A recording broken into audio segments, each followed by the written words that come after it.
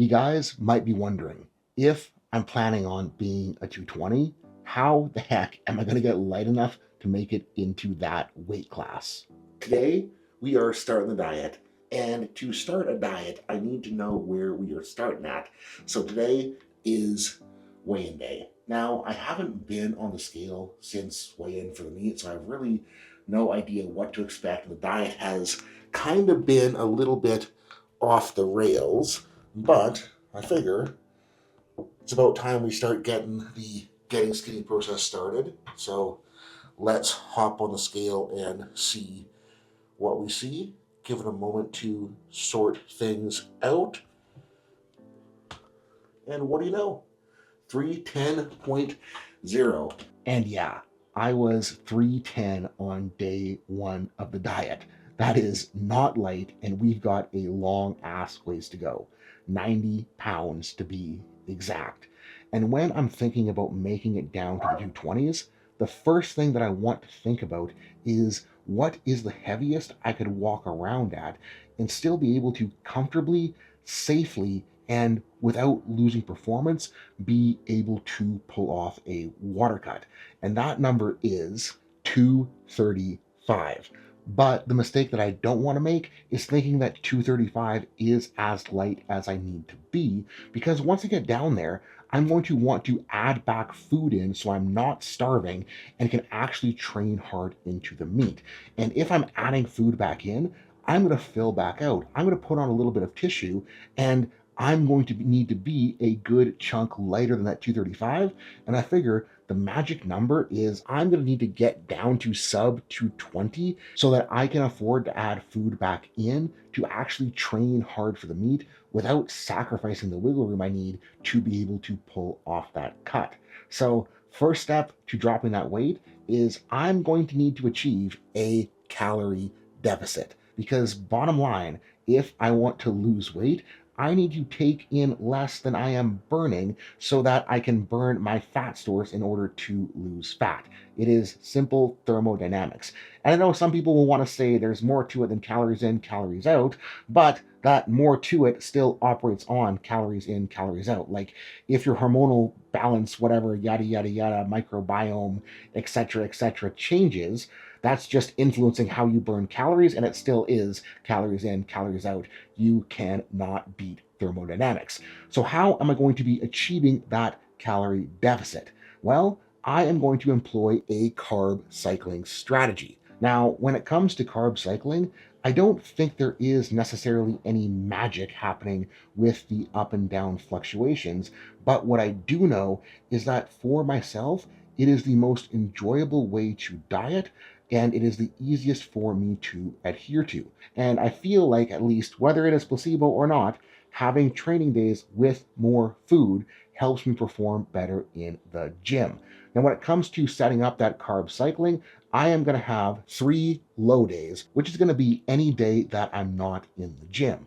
In addition to that, I'm going to have 3 medium days, which are going to be 3 of my 4 training days. And on that fourth training day, it is going to be a high day, which I'm putting on my leg day because I believe it is going to be the most benefited from those extra carbs and those extra calories. Now, when it comes to setting up each of those days, I am only worried about tracking direct macros, which means that for each of my food sources, they're all going to be very clean, and each food source only really has one main macro. Like if I'm eating 99.1 ground lean bison, I'm not going to be worried about that little tiny bit of fat. I'm only worried about tracking the protein. Same thing goes for my rice. If I'm eating rice, I'm not worried about the trace protein in my rice. And if I'm eating avocado or almond butter for added fats, I'm not worried about the extra carbs or protein in those. I'm only worried about the main macro from each food. And the reason I like this is it just makes the whole tracking process a whole lot simpler for me. So now, on each of those days, how are they going to be broken down?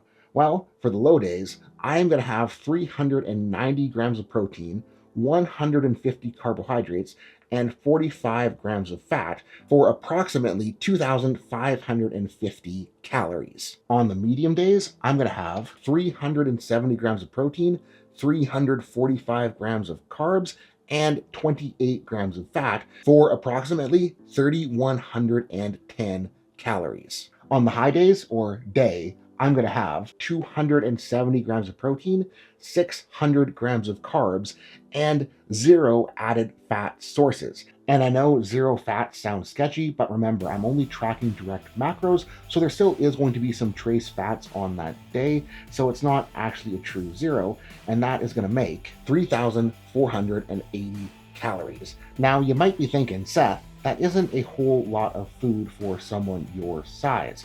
But here's the thing, for myself and a lot of the other big dudes I know, we really don't have that fast of metabolism, so it's not that hard for us to get big, and we tend to have to diet relatively aggressively in order to lean out. And with this starting point, I know that I'm going to be able to comfortably make at least 16 drops down before I have to kind of have a bit of a reset. So I know that I have plenty of room to continue reducing food in order to get as light as I need to be. Now, the next question to address is, what foods am I gonna be eating? And before I head downstairs, what I'm going to say is that I like to keep things simple, I like to keep prep simple, and I like to think as little as possible about my diet as I can. So I'm going to be eating pretty much the exact same things for every meal slot until I get bored of them. Every day, breakfast is going to be some combination of quick oats, almond butter, MRE light protein powder. It doesn't make me fart. And the meals with a little bit more carbs, I'm going to toss some frozen berries in. And all of the other meals are going to look pretty much the exact same, just in varying amounts. Extra lean ground bison. Basmati white rice. And where added fats are appropriate, frozen avocado. So guys, that is what I got. That is what the plan's going to be, and I will keep you in the loop as the diet and weight loss progresses. The end.